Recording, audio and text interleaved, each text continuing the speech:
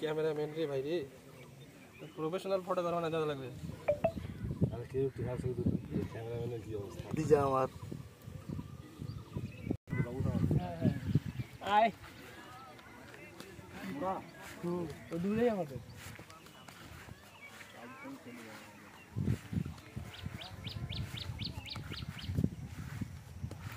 আরে রে গায় আয় ওই রক নিয়ে 10 মিনিট আপনাদের গেম কথা কন না কেন তুই তো আসলি পরে কথা শেষ